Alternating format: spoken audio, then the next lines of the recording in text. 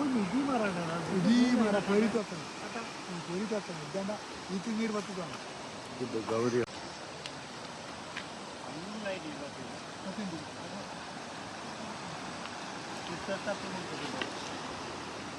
ಅದೇ ಪೂರ ಹೌದಾ ಲಿಫ್ಟ್ ಪೂರ ಇಲ್ಲದೆಲ್ಲ ನೀರು ಬಂದಿದೆ ಅದೇ ಗೊತ್ತಿಲ್ಲ ಅದು ಬಿಟ್ಟಿನೇ ಇದ್ದಾರೆ ಎಂದು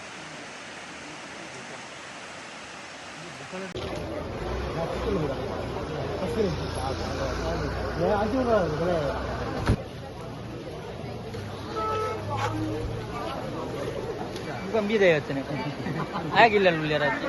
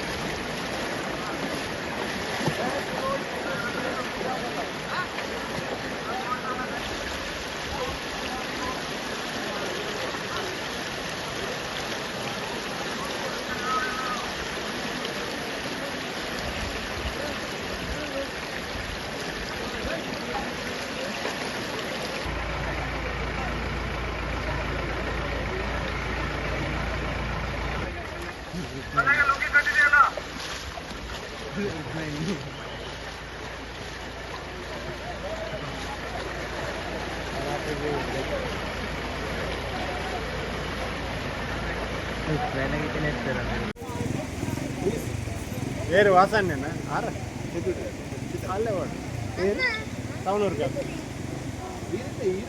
అనుకోవడం మాట్లాడుతారు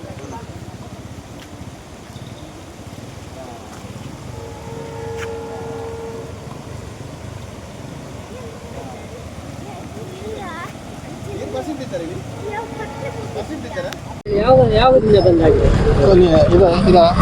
ನಮ್ಮ ಸರ್ವೆ ಪುತ್ತೂರು ತಾಲೂಕು ಸರ್ವೆ ಗ್ರಾಮದ ಗೌರಿ ಹೊಳೆಯು ನಿನ್ನೆ ಸಂಜೆ ಇಲ್ಲಿ ನಮ್ಮ ಸೇತುವೆ ಸಾಧಾರಣ 6:30 ಗಂಟೆಯಿಂದ ಮೇಲೆ ರೋಡಲ್ಲಿ ನೀರು ಬಂದು ಎಲ್ಲ ಬ್ಲಾಕ್ ಆಗಿತ್ತು. ಆನಂತರ ಕೆಲವರು ಅರ್ಧದಲ್ಲಿ ಹೋಗಿದ್ದಾರೆ. ಮತ್ತು ರಾತ್ರಿ ಸುಮಾರು ಒಂದು 12 ಗಂಟೆ ನಂತರ ಸಂಕದ ಮೇಲೆ ನೀರು ಬಂದು ಬೆಳಿಗ್ಗೆ 4:30 ಗಂಟೆಗೆ ಮರ ಎಲ್ಲ ಬಂದು ಸಂಕದ ಇದೆಲ್ಲ ಹುಡಿಯಾಗಿ ಫುಲ್ಲು ಸಾಧಾರಣ ರೋಡೆಲ್ಲ ಹೊಳೆಯಾಗಿ ಬಂದಿದೆ. ಸಾಧಾರಣ ವಿಡಿಯೋದಲ್ಲಿ ನೋಡಿದ್ದಾರೆ.